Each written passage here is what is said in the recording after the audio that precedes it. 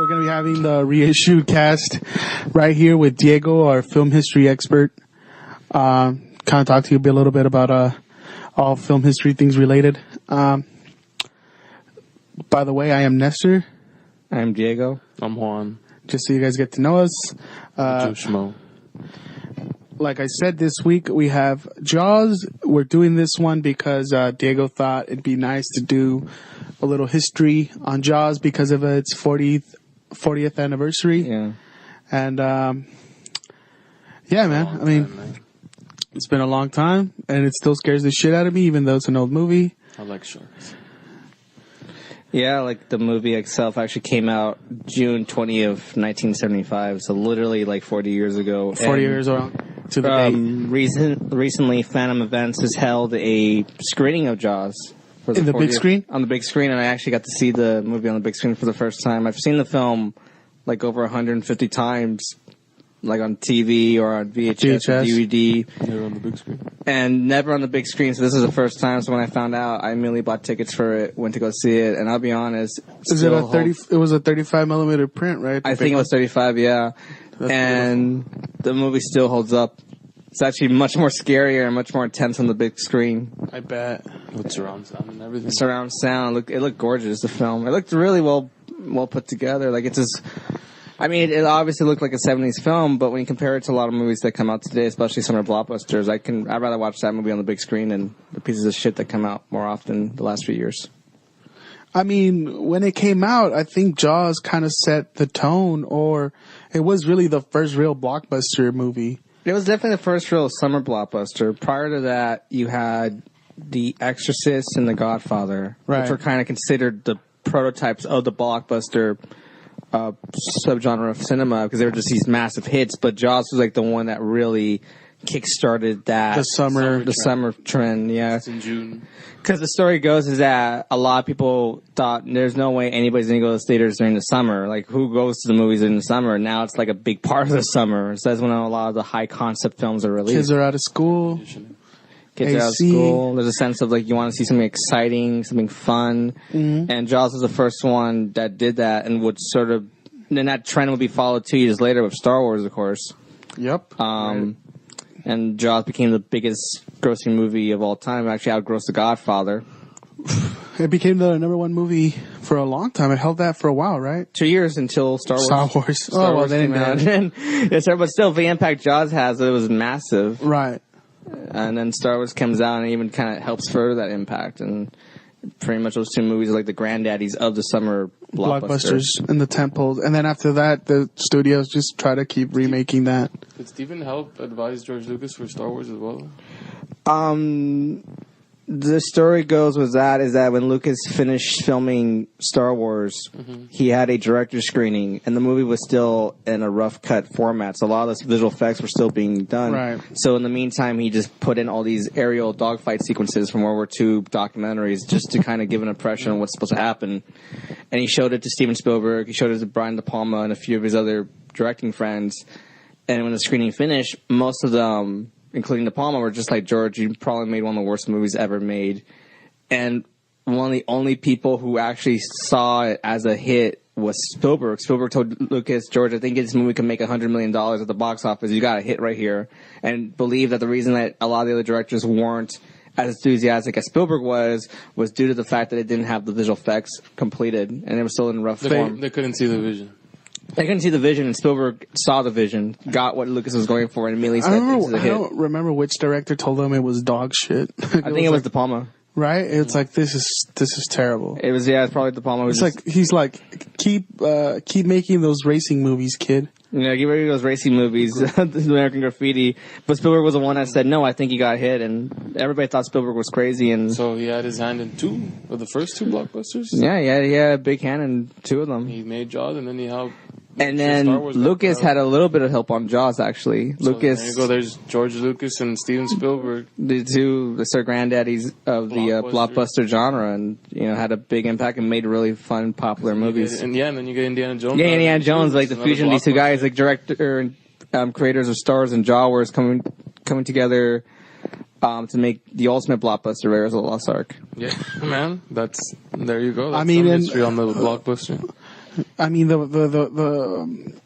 when I was doing the research for Jaws, the one thing that hit me, I was like, Steven Spielberg was only 27 when he made Jaws. Yeah, he was 27 years old. Fucking young. He's very young. To make a blockbuster. Legend goes is that he snuck onto Universal, Right. met a librarian who got him access to Universal for a few days, and he just hung around a lot.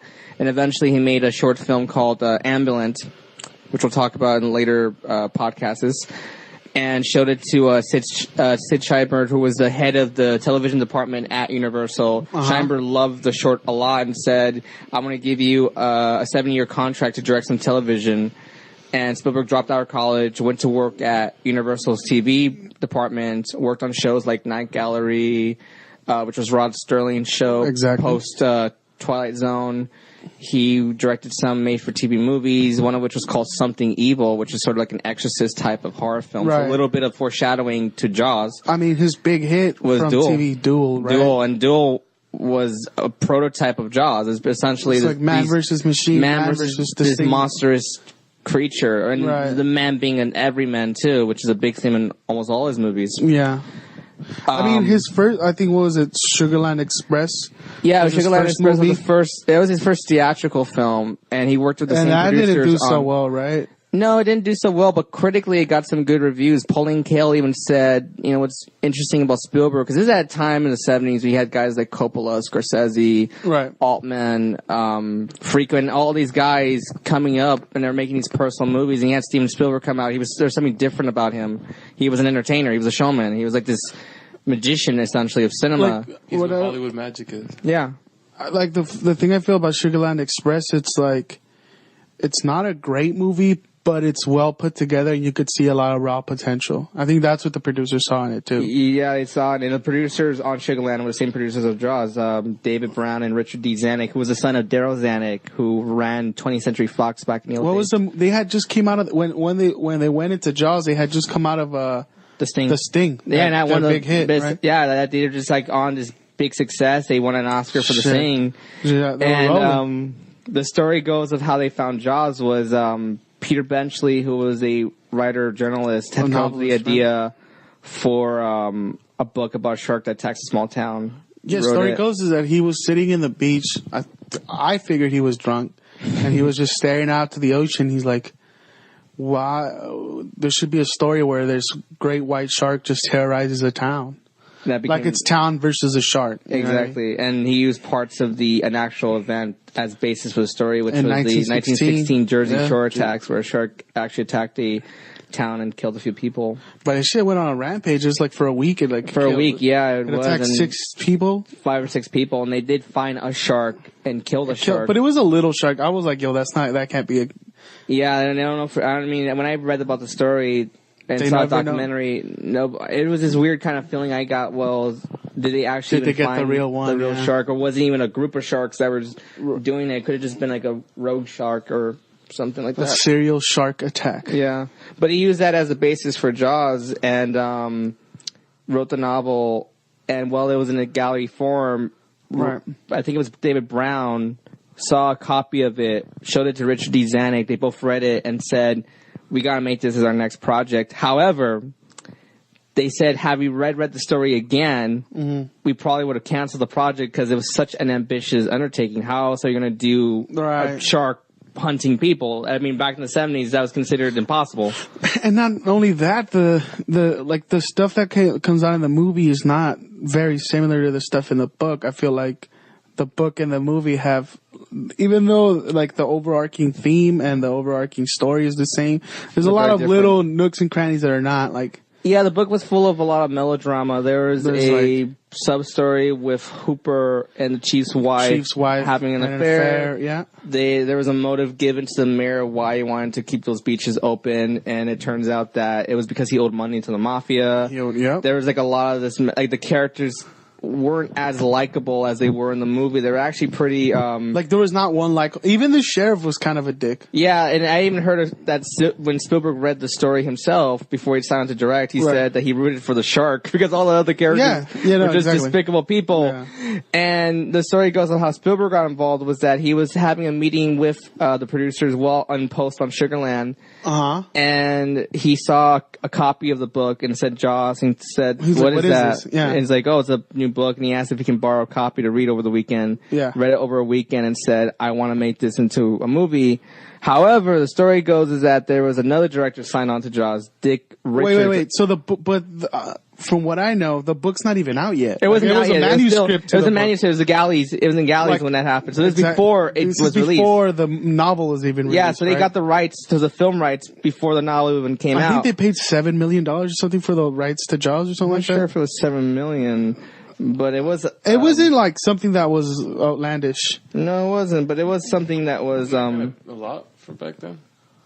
No, the amount they bought was $175,000. Oh, okay. Yeah, because I was going to say $7 million is a lot. That's a lot of money just for a book, even for the 1970s. It was $175,000 they used for the. In the 70s, I was like, that's a lot of money in the 70s, dude. Yeah. So Spielberg wanted to direct, but they were like, "Look, we got a director." We already have someone in mind. I think his name was Dick Richards. But if anything happens, maybe we'll let you know. And Dick Richards, this is what kind of got him off the project. He was having a meeting with Peter Benchley, the writer, and the producers. And he said, I have an idea for an opening shot. We pan over the water. We tilt up to reveal the town. And then the whale pops out of the water. And Peter Benchley's like, wait, you mean the shark? Right. And the guy kept confusing the shark for the whale, like from Moby Dick. Yeah, he always thought it was just Moby Dick. Yeah, and they just Moby Dick they just said like we are not going to work for a guy who doesn't know. He hadn't even read the difference between a shark and a whale. Right? Which is pretty common sense. So they asked Spielberg, and he said yes. And also, this is at a time when it's like young guys are directing movies and making these exciting pictures. Coppola and Friedkin in their early 30s making these great movies. They figured, hey, Spielberg's in his late 20s. He could bring something new and fresh to this. And the story goes that Spielberg didn't want to do it at one point. He just thought, I don't want to be making blockbuster films. I want to make artistic films like Scorsese or Coppola. Yeah. I don't want to be making this stuff. But like he was having a crisis of what kind of filmmaker he was going to be. Yeah, especially for somebody that young. What I thought it was genius, like before the movie came out, was that the producers and Steven Spielberg bought they bought the manuscript, and when the book was released, they went and just as many stores as they could, bought out as many book as they could.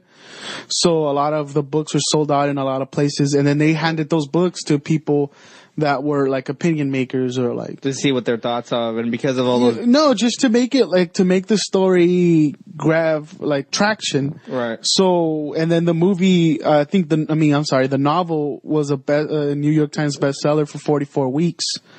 The first week they did that, and then because people were seeing, oh wow, this book has become popular, they went and bought their own copy. So them doing that helped the book gain success. And but I think they went into production, or at least pre-production. They're in pre-production at the time when with no cast, no script, nothing, and the movie's been greenlit. Yeah, it's been greenlit. Like they didn't have a complete script. Peter Benchley wrote 3 drafts of the script.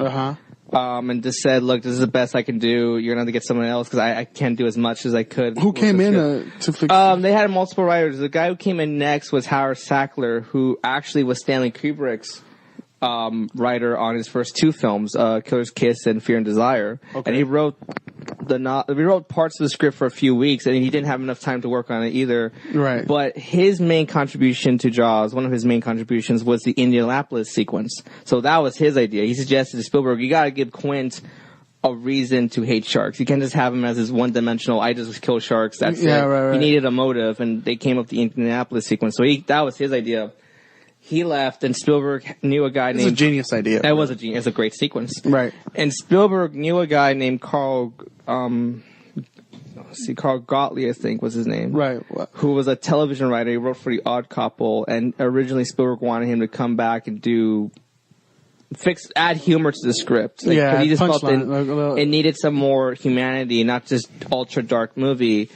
And Gottlieb ended up becoming the prime screenwriter on the project. He was on set every day, Okay. rewriting the script. He was living with Steven Spielberg, going over the script every single day, just rewriting. They shot in a little town, Martha's Vineyard, and it's popular now as a tourist because of attraction. Jaws. Jaws made it popular. Right. I just remember seeing footage of Steven Spielberg at Martha's Vineyard. He's like such a young dude, and he's like, well, I've been living in LA my whole life. There's, traffic noise, and, there's like it's a city, it's heavily populated. And now I'm out here and I'm trying to like go into pre-production and like make sure that everything's running smoothly, but also that we get the script done, and haven't been able to sleep in 3 weeks because it's completely and utter quiet. A lot of work. No, just because it's so quiet, like there's no noise. Like they're literally living in a cabin. It's just him and the writer, and it's just like and it's such a fucking culture shock. Yeah, where he was working in Hollywood, working in California. It was very loud, very noisy all the time. The thing that gets me is that, like, knowing that Spielberg was 27 when he made that movie, and be given this massive movie and that massive responsibility. And also it is a case of him being just genius even at a young age. Right. And also sticking to his guns because the producers wanted him to shoot in like a big water tank. And he said no. Or a big lake. Yeah, he said no. He's like, said, nope, either we shoot in the ocean or we don't make that shit at all, right? Yeah, no, that was ballsy of him, because he said, like, this is in the 70s when environment had a big impact on the story. So if you put a mechanical shark in a lake or in a studio-built, water set, it's going to look cheesy and fake. If you put it in the actual ocean, because the texture of the ocean, the roughness has a certain look that the audience can recognize, there's a sense of grounded reality. Yeah, just the waves and the stuff that, just the violence of the ocean is what he wanted. And I think he was the only one on the production who actually said, let's do it in the ocean, because everybody knew it was like, that's going to be a pain in the ass. But he just said he went for it. And, it paid off, because if he had done that movie in a lake or in a studio-built water set, it wouldn't have been as great as it is today. No, and I probably would have been fine, but it wouldn't have been. But then again, it also was the bane of their existence. The movie went triple over schedule and double over budget. Yeah, I think it started out with like a $4 million budget, and it went to $8 million. And Richard Dreyfuss in an interview said that's like, in today's term, is like making a $30 million movie and going up to $150 million. That's just like, it's a no-no. It's a massive, insane thing, and. That's crazy, man. I heard Paramount or the studio kept calling every single day and firing Spielberg, like telling him, you're never gonna work again. You're never gonna work again, but he just kept making the movie. Well, yeah. But yeah, you just can't imagine like the amount of stress that must have, especially when you're that young and you're starting out. The story is that his mentor, he had another movie Steven was gonna make, a movie. What's her name? Lucky Lady. Yeah. Lucky Lady. Yeah, he was gonna. The story goes that before Spielberg shot the movie, he was gonna make a film called Lucky Lady, and his mentor Sid Shriburn, who at that point got promoted to head of production at Universal, I believe, told Spielberg, "Look, you gotta make Jaws. You gotta make Jaws. Like, we're not, you're under contract at Universal. You gotta do Jaws." And they told him, like, if you make Jaws, and if this movie becomes a hit, you can do whatever you want afterwards. You'll get, if this film's a hit, you'll be given so much control. And, that gave him control to do Close Encounters much later, of course. Right. But he had to do Jaws first. And he's like, halfway through the movie, I hated that man so much. Like, he was so angry at him. Like, how did you cause Lucky Lady went to become a success. Nowhere near where Jaws did, of course. But it became a success, and he felt like, what the hell, like that? Why didn't I do that? Like, I'm here making this giant shark 45 days in, he's stuck in the ocean. The fucking shark won't work. The shark kept breaking down, and he's going crazy. And he's just like, he's really angry. Like, why did he make me do this movie? Yeah, a lot of craziness on the set. Like, one such story is that Robert Shaw, who played Quint, and Richard Dreyfuss did not get along on set. They didn't like each other. There was tension. I heard. Robert Shaw was, at the time, noted as being a really good actor, but also a very heavy drinker, and had a lot of, like, problems with alcohol. And there was, at one point, while shooting a scene on the boat, he was just had a glass of alcohol in his hand. He said, "I wish I could quit." And at one point, Richard Dreyfuss said, "Here, I'll help you," grabs the bottle, throws it into the water. Oh. And everybody who was, like, a hard drinker who saw that went like, oh. no, he didn't. Not just that, and then Richard Dreyfuss just like he's kind of like the comedic. He's a comedic character. Yeah. But even as a person, he just seems like a laid back dude, like almost like a Bill Murray type. Yeah, and he didn't want to do Jaws either. Actually, the he story quit goes, three times. He said no. Yeah, the story goes is that the studio wanted like a more movie star looking actor, but Spielberg wanted someone who looked more like a regular Joe. And you watch Jaws, and what makes that film feel real compared to most summer blockbusters is that the actors, they don't feel like movie stars. They feel like real, authentic people. They feel like everyday. And you see that in a lot of Spielberg's early films too. So isn't that the beauty of Spielberg? Yeah, like you go to like E.T. or Raiders or I think just in general. All his movies. Even like when he gets guys like Tom Hanks or Tom Cruise, he gives them a kind of everyman quality. And I think that's the genius of his films. He doesn't try to like glossy them up. Even Harrison Ford on Raiders, he doesn't look glossied up in that film. He looks pretty banged up and whatnot, which fits his character. So you watch Jaws and you see all these like regular Joes, but the story goes that Dreyfuss didn't want to do it. He tried talking Spielberg out of it. Mm-hmm. And he went to a screening of a film he did called The Apprenticeship of Didi Kravitz. Uh-huh. And hated his performance in that movie. He's like, I'm like the worst actor ever. the worst actor in that movie. He called Spielberg and begged him for the part. Like, I'll do it. And like they offered it other parts to movie stars. At one point, Lee Marvin, Spielberg wanted him to play Quint. He said no. Sterling Hayden said no. Charlton Heston, though, wanted to do the movie. He wanted to play Brody. But Spielberg said, if I cast Charlton Heston, the shark's not going to have any chance on screen, because you're getting like a big time action movie star up against the shark. The audience will know that Charlton Heston's going to win. So instead he went for Roy Scheider, who had just come off a French Connection, I think. Yeah. And made him feel more like a regular Joe type, which made that film feel more authentic. Charles Heston would just be like he's always like the ultimate badass. I heard Heston hated Spielberg for that. Because he didn't do Jaws. And I heard when Spielberg wanted him for 1941, Heston said no. His payback. He held a grudge for Spielberg ever since then. Richard Dreyfuss's character in the book, he's kind of like a Harvard man. You know what I mean? Like snob. Yeah, he's like so the studio wanted like a good-looking son, like a Ivy League type, the big handsome dude. Yeah, but Spielberg said no. Let's get a regular looking. And I think that that was one of the genius parts of him. Spielberg, because. That everyday man, people who feel real, as opposed to people who are like, we're big movie stars, and it just would have taken you out of the movie. Another part that made me laugh is that the studio, when they were buying the script and stuff, they're just like, oh, we'll just wrangle the shark. Like, how are you gonna wrangle a great white? It's not like a dolphin or anything. Yeah, we'll just get an animal trainer. We'll wrangle a great shark. Like, that's mad dumb. Yeah. That is mad dumb and just like naive to the core. So when they were trying to when they realized there was no way they could wrangle a shark, they're like, how do we do this? Animation? Maybe we'll send it to like a special effects company. All the guys who were working on Universal's visual effects are working on films like Earthquake or 1970 Airport. The natural disaster movies. All these natural disaster movies, and they look at Jaws as like some low budget horror film, like, oh, it's just some B monster movie, like we're gonna do that. So they end up getting a guy named Bob Mattingly who worked on 20,000 Leagues Under the Sea. He's the guy who built the giant squid. Yeah. He's the one who built the giant squid in that film. They'd ask him, can he build a shark? He said, sure. So they built 3 mechanical sharks, which were all named Bruce after Spielberg's lawyer, Bruce Rayner. And there was 3 sharks. One was a full size shark.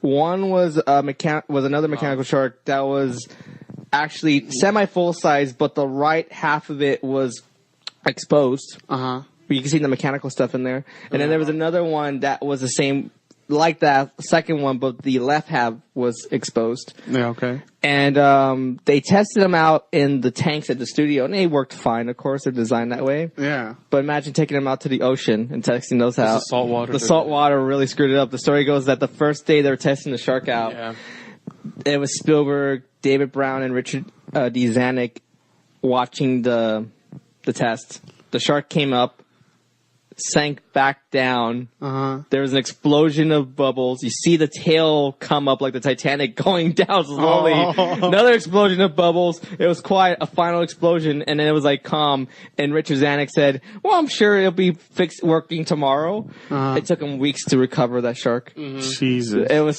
so bad. It was terrible. It did not work. It kept malfunctioning. It was a whole complicated. Yeah, it was salt water, and that was just one of the many problems in that film. When they shot all the scenes on the land, it went smoothly. It went fine. They actually scheduled everything. It was on track. But the thing is, they kept most some of the movies land scenes as reserve in case something goes wrong in the ocean sequences. So once they got to the ocean sequences, things fell apart. They went and shot the reserve land sequences, but they shot all their land sequences. All that was left was the ocean sequences, so they had to go straight to it. And Spielberg said he wanted the ocean to look empty, no sign of land, no sign of boats, and wanted them to be purely isolated to add to that fear and tension. But when they're shooting, there are all these, at the summer, there's all these sailboats sailing around Martha's Vineyard, and they had to wait for minutes until those sailboats passed by. They couldn't just digitally erase them like they could today. It was 1974 when they shot this movie. And they could re-anchor, but that'll take a long time to re-anchor the boat. But then more sailboats would come from the other distance. It was a nightmare, but sometimes they would have to shoot like a 7-minute burst of film just to get a shot done. Yeah. It was insane. The movie was scheduled, I think, for 50 days or 55 days of production. Went around like 150 something days. Jesus. Yeah, total. they tripled their schedule. And in addition, they still had 2 weeks to shoot the underwater sequences with the, so imagine all those days.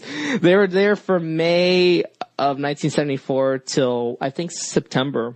Jesus. The whole summer of 1974 was summer blockbuster, man. The making of Jaws. And at one point, Spielberg went to a party on Martha's Vineyard, and an actress who was, like background? No, an actress from Hollywood. I don't know who this actress was, but she came to visit Martha's Vineyard, met Spielberg, and said, everybody's talking about you in Hollywood. They're saying you're not going to direct after this film. They're saying this is going to be your last film.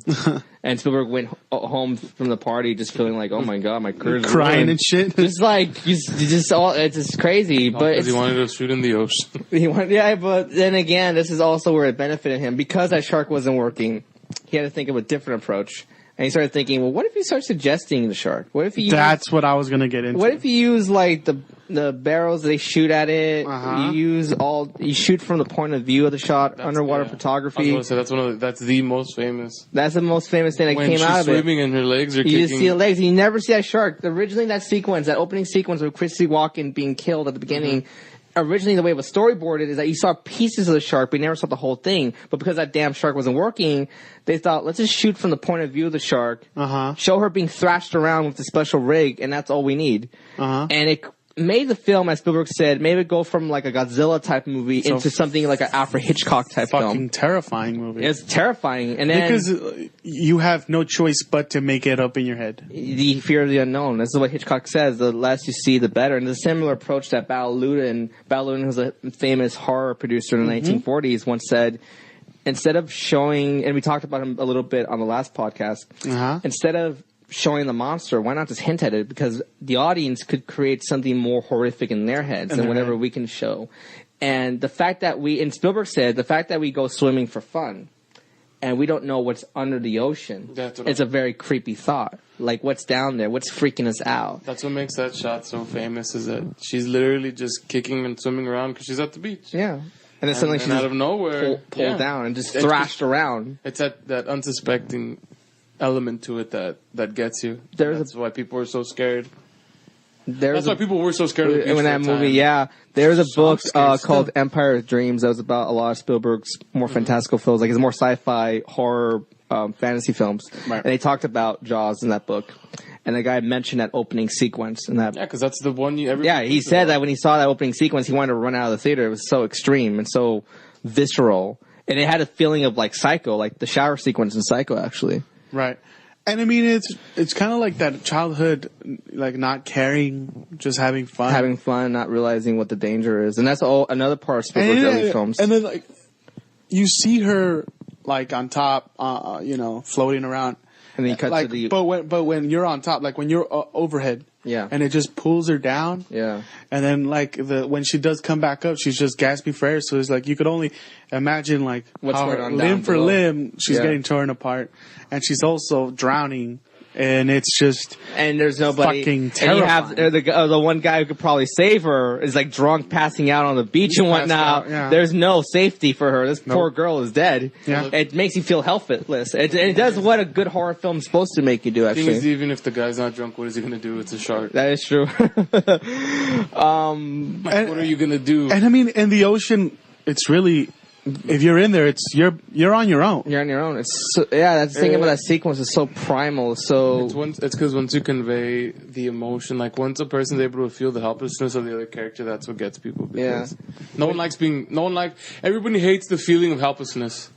in isolation. And just bleakness of the ocean too. Yeah, It's just and also it's black. isolation because it's followed up with the guys when they go out on their own to the water. Because helplessness is like, well, that's the thing about helplessness is that you're not going to get any help. Like, it's the same reason why people are scared of being possessed. It's the same reason why people are scared of like a killer that can be killed because you're helpless. Exactly. There's nothing you could do. But I think what worked about Jaws, though, in a sense, probably more better than most horror films, is that there's this feeling that can actually happen. Yeah. Like, I mean, a lot of other horror films, they tend to be supernatural in nature. So there's always that kind of safety net of like, well, that won't really happen. But we watch Jaws and knowing that there are sharks. I mean, recently there have been a lot of shark reports around California. Yeah. So I think there is that sense of like, what if something, it could be a shark or something could get us? I can't go in the ocean and not feel, I feel like seaweed that I step on and I'm like, it's a shark. Right. And I don't want to, I'm like, I don't even know if I want to be in here anymore. I knew somebody who told me a story that they went swimming off, I think in Australia or something. And while they were swimming, they were thinking of that score from Jaws. And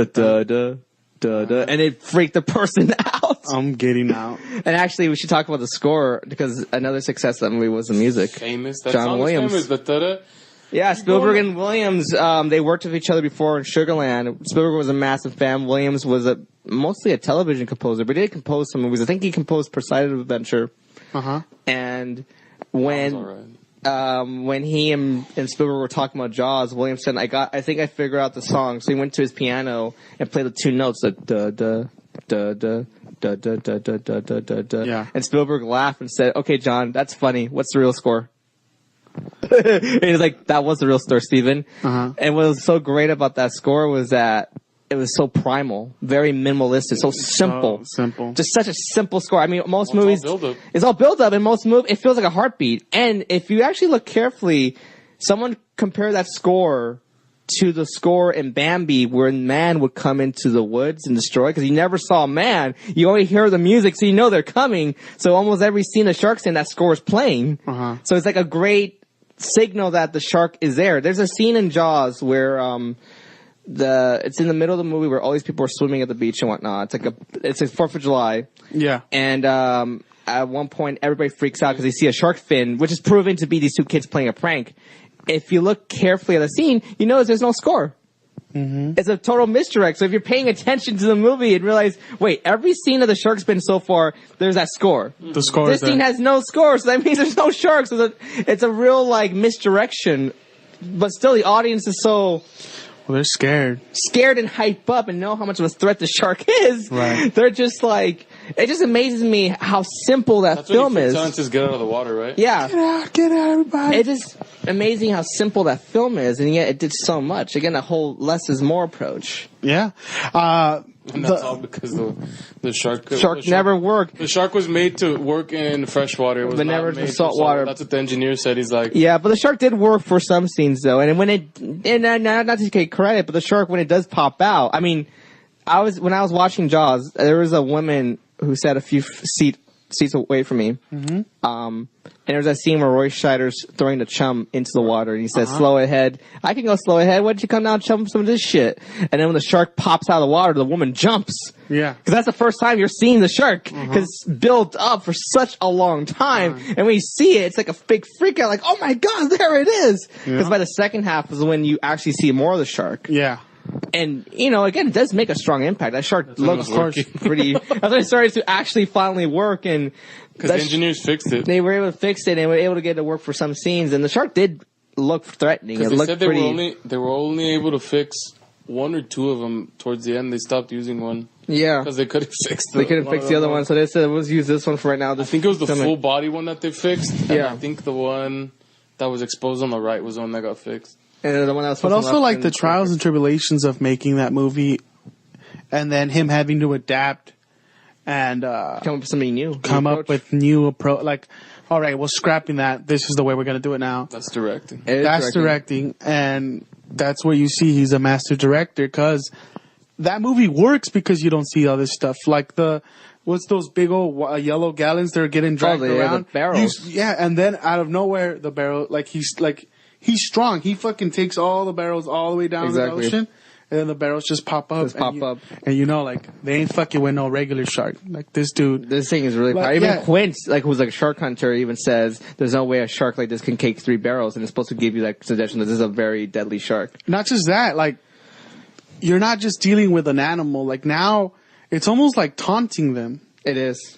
Where, like, now the shark has personality. Like, the shark is smart. You know what I mean? It's not just an animal. Yeah. Like, it is a real villain, like a real threat. Yeah. And knows what these characters are up to. A few months ago, while I was taking a film history class, I wrote I had to write a film analysis on a film, and I selected Jaws. Right. Because it's just hands down. I mean, one of the reasons I love it's one of my favorite films of all time. It's definitely my favorite Steven Spielberg movie. And I remember writing about Jaws, and I thought, what was the meaning? What did it mean for its times? What was it this film was such a big hit during mid-70s America? What was going on? And I mean, you had Watergate happening, which was a big deal. The fact that the mayor wants to keep those beaches open, it just shows how much that the public officials are so bent on getting money, they're not even caring about the safety of the public, you know? I mean, but then again, it's like, if it's not up to him, that city would go down. Exactly. Because it's a beach town. Yeah. And if people are not at the beach and they're not making any money, so... Yeah. It's like, he owes it to the town to keep the town open. Right. But he also owes it to the town to keep them safe. Right. And he chooses to keep the town money over safety, and that really screws him over. Yeah. And also, I started thinking about what, and I think one of the reasons why that film was such a success, it's just a theory I had, was that the shark, to me, I mean, the best horror films are the horror films that reflect the fears of society, the fears of what's going on at the time. Yeah. And I think Jaws, we're just coming off of Watergate, we're just coming out of Vietnam. Yeah. Mistrust of the government. To me, I feel that shark, in a way, represents the chaos of 1960s America, the horrors of 60s America. And you have the 3 main characters of the film. You have Hooper, who's sort of the intellectual college kid. He could easily be on the left. You have Quint, who's like the kind of tough, macho, tough guy, who could easily be like a right-wing type. Both of them, who are the supposed shark experts, they fail at the end. They don't really kill the shark. In fact, Quint gets killed by the shark pretty graphically. Right. Which leaves Brody, who's like our everyman. He's the regular Joe. He's like the family guy. He's the guy we can all relate to. He's the one that ends up destroying the shark. He didn't even want the job. He didn't want the job. He's a relenting hero. And to me, I always like to think Jaws is a film about the regular people, not the people who are into some kind of political subsection, but the regular people overcoming the horrors of 60s America. I never even thought about that. I think that's pretty genius. And also, I think it was Paul Thomas Anderson who once said that Spielberg's films are like fairy tales. Right. They are like fairy tales. And I always like to think, if you were to keep the small town setting, but replace the ocean with the woods, it's easily a monster in a woods story. Mm-hmm. Like the monster in the woods, and the townspeople are freaking out, and someone has to go out into the woods and destroy the monster. Well, Spielberg's talent is putting real people in fantasy. And fantastic, yeah, like regular people in extraordinary circumstances. I mean, Elliot is a regular kid that meets an extraterrestrial. That's Indiana Jones is a regular guy who has to do these extraordinary things. That runs into some fantastical shit. Like that's what Spielberg does good, is that he puts real people in fantasy settings. Yeah, and I think that's what makes this film so relatable, is that there is such a kind of childlike innocence about a lot of his work. I mean, and in the novels, and it deals a little bit also in the thing to also add to your thing, to add to your theory about getting over 60s, and the all the crazy stuff that happened. Yeah. The governor is corrupt, but also there was this guy trying to expose everything on on the newspaper. Yeah, it's true. Meadows, who's actually in the movie, played by Carl Gottlieb. Right. Who's barely in the film, sadly. He had to cut his own. He said the worst job as an actor was cut my own character out as a writer. I thought it was pretty funny. Yeah. And I felt like in the novel, the newspaper guy is trying to expose the mayor. And I felt like it's like it's a lot of like Watergate. Yeah, it's like Woodward and Bernstein. Yeah, All the President's Men. Yep. Well, it is like that. Watergate was the cherry on top of the people's mistrust for the government. Yeah. That's what made everybody like, you can't trust the government because they are out there in their own agenda and they're trying to do things, and the president's lying. That's what Watergate did. Yeah. That was all the mistrust that was built because of the Vietnam War. That's what topped it all off, was Watergate. The fact that we were going through all this chaos and protesters were getting killed. Well, it's just the fact that Nixon lied. Like, yeah, and then like the he lied people under who were oath. responsible. He lied were under lying. oath, and he lied to the people of the country. Much like the mayor does in the movie, pretty much. Exactly. He's lying about like, oh, there's no shark here. It's safe. We killed the shark. Don't worry about it. But there is. I also like his theory. Yeah. That it's about the mistrust of big government. It is, and that's a big part of a lot of Spielberg's other films. Like in Poltergeist, it's the same theme too. Because, I mean, if you think about it, the shark doesn't create the conflict. The conflict is that... I mean, he's in his natural habitat. Yeah. The mayor wants to keep it open. Right. That's the problem of the movie. He wants to keep it open, but he wants them to catch the shark as soon as possible. Right. So what you get is, it's the people that are doing black ops, because that's what they're doing. It's a black operation because it's not known to the public. So they have to go kill the shark.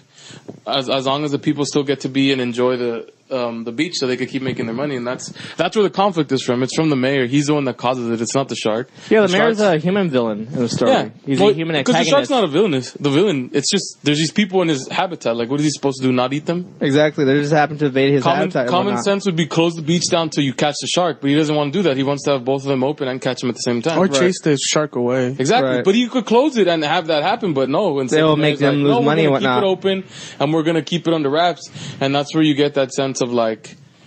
The establishment is lying to the people and putting them in danger for what they say is the good of the town. And don't they catch a shark in the movie? They do, and actually. Then it's not the it's not the shark. Yeah, and they make a big deal about it. Yeah, there's a scene in the movie where they capture. There's a scene in the movie where a young boy gets killed, and the mom posts a bounty, a $3,000 bounty on the shark, and all these guys from out of town start coming in, and they look for the shark. They find a shark, and Hooper proves it to be the false shark, but they still say, no, that's the real shark. It's the real one. Mm-hmm. Even after they did an autopsy and go to the mayor, even after another guy is killed and they discovered that head in a very scary sequence, they go to the mayor afterwards and say, hey, you know what? It's a great white shark. It's a very dangerous shark. We gotta close the beach. We gotta hire somebody to go kill the shark. But the mayor is like, oh, if you guys want to keep the beach safe, do whatever you have to. But they're going to be open regardless. We have, a responsibility for the town people. Yeah. And it is that idea of like, he knows exactly. He wants his cake. He wants his cake, but at the same time, he doesn't want to close the beach and whatnot. Yep. Which as a result, the guy gets killed later on. The chief's son almost gets killed at one point. Yeah, I mean. So it's like a kind of like, I'm pretty and there's this great moment where the mayor comes to the hospital and where Brody starts giving him shit. Uh-huh. The mayor looks like he's out of out of it, what, oh my god, what do I do? And it's like, dude, the summer's over. No one's going to go to the beach after this happened. No. There's a fucking shark going around here. It's kind of ruining your career. Simple solution would have been to close the beach. Close the beach, kill the shark, and then reopen it once the shark has been killed and confirmed killed, actually, not just simply a shark killed. And the way the shark dies is also... Because if you there's a story behind the shark being killed. In the book, there's another difference from the book. Uh-huh. In the book, Hooper gets killed, actually. Yeah. But when they were filming a sequence in Australia with real live sharks, so there were some real sharks used for some sequences. Mm-hmm. They had a miniature set so they can have the set match force perspective with the sharks that were I think 10, 15 feet long at the most. And the shark in the movie was 25 feet. Mm-hmm. And while this cage was in the water unused, a shark got caught and just smashed it up. Yeah. And they thought, oh my god, the footage is spectacular. The problem is our stunt guy wasn't in there. And they decided to use it anyway, and they decided to have Hooper live in the film. So originally he was going to die. Even while they were filming, he was already set to die. Right. In the book, the shark gets harpooned multiple times by Quint. While harpooning the shark, Quint gets caught in a rope and is pulled to his death. Right. And at one point, the shark was going to charge at Brody, and Brody was kind of in the water, ready to die, and the shark doesn't kill him. It ends up dying midway. It's pretty like it's about to kill him, and it dies of its wounds. Of its wounds and exhaustion. Yeah, and it's a pretty strong scene in a book, but in a film, it wouldn't work. It doesn't work. It's very anticlimactic. You set it up, and then it just. It's anticlimactic. Yeah, in the film, it's more cinematic. So Spielberg was the one that came up with the idea of like, what if Brody throws a tank into the shark's jaws? Yeah, shoots it out with Quint's rifle, and the shark blows up.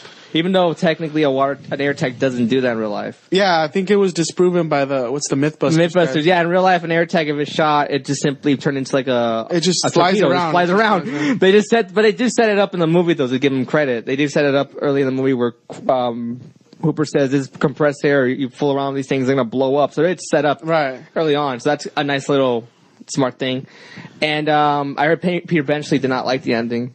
Fuck him. He just went like, oh, come on. The ending in the movie is a lot better than it is a lot better, and it's more. I mean, I'm telling you, when I saw that movie, and you got that scene of the shark charging at Brody, and he's firing the rifle, the music's building. You feel this like exhilaration, like he's gonna get it, and he has that great line at the end: "Smile, you son of a bitch." Shoots the shark, blows up. There's this big, like, kind of like, yeah, like it's destroyed. You see the teeth flying there. You see the teeth and the guts, and in fact, Spielberg wasn't there when they shot that scene where the shark blows up. No, he left. It was second. It was second unit. He was going to set it up, and it took a while. And Spielberg, this is at the end of filming. Yeah. Was so tired, so exhausted. He just said, fuck it, I'm out of here. And he was on a plane with Richard Dreyfuss, and Dreyfuss and them were heading back to the mainland. And he asked Spielberg, oh, how's filming how did you head to go shooting the shark blowing up? And he's like, oh, they're filming it right now. I don't know. I wouldn't blame him. He's just like, why do you think Quint dies, though? Do you think... I think he's the one character who couldn't really change who he is. He was kind of this obsessive Ahab type. That's what I'm like. His prototype is like he is Ahab. He is Ahab. You know, at one point he even puts the other two's lives in danger. And you were mentioning earlier of the mayor being this villain towards Brody. Quint, to some extent, is like another antagonist towards Brody. He's this kind of guy who's overshadowing Brody. And when he fails, Brody has to become the real hero of the story. He has to kind of man up and face this monster on his own. Going back to that whole thing at the beginning of the girl being by herself and the sense of alienation. But at this point, Brody was able to summon his inner strength and fight back, which is another big part of a lot of Spielberg's films. Even in Duel, David Mann, the driver, has to fight what I love about Brody is that it's his first time being the sheriff in that town. Yeah, he's the new guy. He's the new guy. He's the guy who's like he still hasn't caught the ropes. Yeah, he comes from New York City. The town still doesn't know him or trust him. Yeah, he's from New York City. He's seen crime, and there's a sense he moved his family out here. Yeah, he has a sense he doesn't want to deal with that stuff anymore. He wants to live in a perfect, quiet town. He's still kind of getting adjusted. He's like, I came to a beach town so I could have it better than I had it in New York.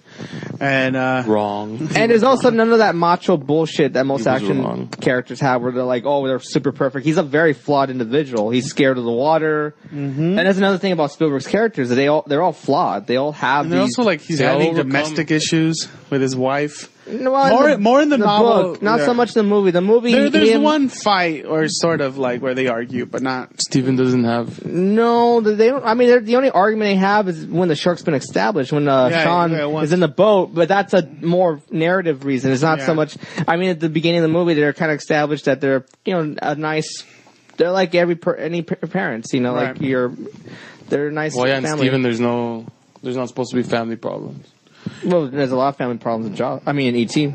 Yep. And in Minority Report, there's a lot of family problems in that movie. Like a lot of his movies, I think for this one it was different. I'm talking about like early on. There's not many. Well, the next movie he makes was Close Encounters, and that had a lot of domestic family problems. Do you think Quint, when he tells this story about how he lost his crew or when he was at war, you think what's that story? What does he say? Well, he's talking about the USS Indianapolis, which is a ship that delivered components of the atomic bomb that bombed Hiroshima. Hiroshima, right? And while sailing back, they were hit by a torpedo from a Japanese submarine. And when the ship sank, they were attacked by all these sharks, and they were in the water for about a week, I think, until they were spotted by an airplane flying by, and then another plane came and picked them up, the survivors up. So they were dealing with a lot of shark problems. Well, do you think it was Quint's destiny to die with his crew? Who knows if it was his destiny? I just know that it's irony that his character gets killed by a shark. You know what I mean? Because, one, he delivered this devastating blow to Japan. Yeah. You know, and on his way back, him and his crew are left stranded for dead in the ocean. Yeah. Most of the crew gets eaten up by sharks. You know, somehow he survives, and he fucking lives this life chasing sharks and hunting them down out of this weird obsession he has over there. And that obsession does the best of him, essentially. Yeah. On Captain Ahab style, he fucking gets... Yeah, because he doesn't really change. I mean, if there's any change that his character has, is opening up to Hooper's techniques of killing the shark. But even that still fits with his... he just wanted, like, any way possible to kill the shark. Yeah, that's probably a slight change, but he's still the same kind of... I mean, you look at the scene when Hooper is supposedly killed, even though he's not, but Brody and Quint think he's dead. Quint still has that obsession in his mind when he just doesn't really show any remorse for Hooper's death. Brody does show some remorse the minute the shark attacks. Right. So I thought that's a little interesting kind of subtle thing right there. Do you think this setup... I mean, monster movies were there all along. Yeah. Do you think this setup... Because, I mean, there's a genre of shark movies, you know what I mean? Yeah. Open water, Deep Blue Sea. Right. But none of them really matched the level of Jaws. I don't think even the sequels ever matched the first Jaws. No, the sequels, the second one was like a massive step down from the first one. Right. The second one felt like a slasher film, but the killer was a shark. It didn't have any of the complexity of the first one. Yeah, and then the third one was a fucking mess. This time is personal. And then the fourth one was fucking awful. I don't think I even knew there was a fourth one. Yeah, the fourth one's considered one of the worst movies of all time. It's crazy how you started off with like one of the greatest films of all times, and then it ends off as one of the worst movies of all time. Yeah, I mean, it's just studios trying to... studios, and Spielberg wasn't involved in any of the three. He was off making better movies, having... He moved on. Plus, I feel like he says he still has nightmares. Like, he still wakes up in the middle of the night.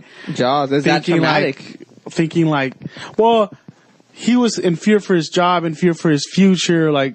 His career. Like, this is the thing he wanted to do throughout his whole life, and then to have it be jeopardized at a young point of your career, and to go through such an extreme... there's a lot of people who give that film backlash, which is kind of moronic, if you ask me. There's a lot of highbrow critics who say, "Oh, Jaws was the death of true cinema," and I go like, bullshit. Jaws was an upgrade of cinema to the highest core. And when you read about the stuff Steven Spielberg went through making that movie, I just think it's kind of unfair. Give that man a medal. Yeah, it's unfair. And you look at all these artistic directors who never have to go through what a piece of entertainment. I mean, it's not his fault his movie became a hit that people wanted to see. I saw pictures where the lines would go all the way around the theater and then past that. I saw a video footage of a Japanese theater that was showing Jaws, and it had massive lines. Because everybody would line up for it. It was just like, it was something people needed at the time. It was a piece of entertainment. And it's just that's the artist, though, that they... See, most artists say they don't want to be successful and the capacity of like making a lot of money or their thing being a big hit, but they all do. And I think that's what they don't like about Jaws, is the fact that it is not just like fluff.